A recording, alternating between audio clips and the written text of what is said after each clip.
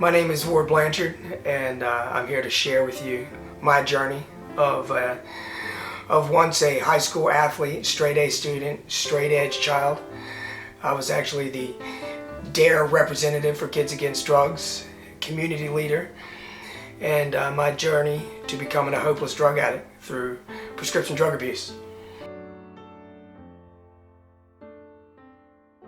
Unfortunately, I developed a autoimmune disease that disintegrated the cartilage in my body. Needless to say, my ambitions toward college and sports ended, and my life was then dedicated to survival. And then in 2006, I was introduced to prescription drugs from a stomach surgery that I had in Portland, Oregon. I was given a jug of oxycodone, and with no directions, no warnings. They just handed me a milk jug of oxycodone and said that I would need it for about 3 months. Needless to say, that drug of oxycodone took the pain away from my surgery, but it also took the pain away of my life. I anesthetized all the feelings I had with the oxycodone. And I started, needless to say, that jug didn't last 3 months. And it was easier for me to get more and more. There wasn't a doctor I could throw my medical file down in front of and get whatever I needed. It was easy for me to manipulate the system.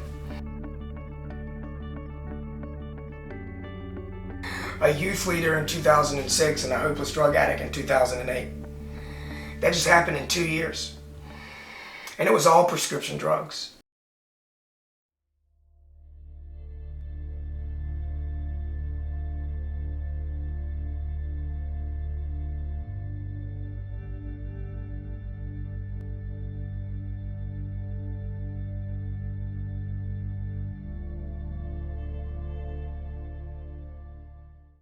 You know, it's the illusion that it's okay to do these prescription drugs is what's really fooling our children. It's what's really fooling our society.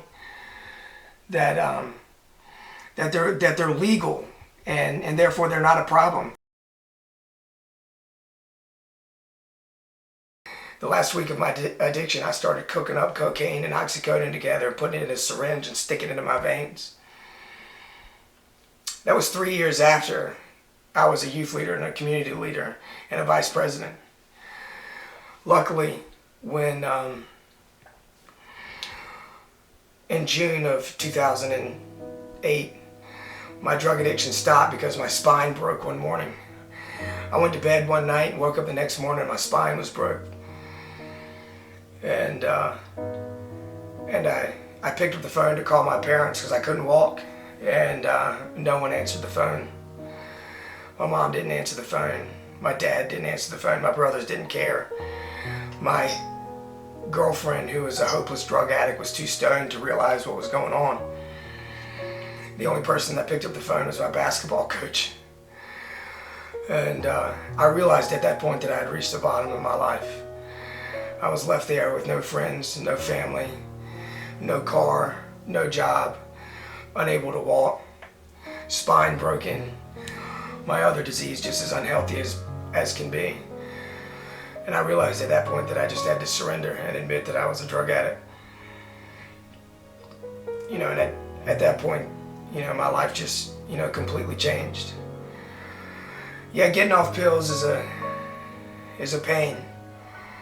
You know, your body goes through quite a change.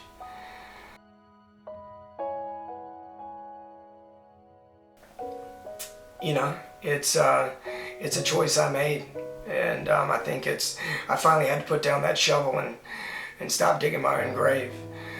And after that choice, my life completely changed. You know, my willingness to get sober, you know, overcame my obsession for the drug. And that's the point that every drug addict comes to. You got two dogs in you. You got a bad dog and a good dog, and which one you're gonna feed? And I stopped feeding that evil dog. You know, I think it's important for us as a community to bring this problem to light so we can all discuss it and work towards stopping it.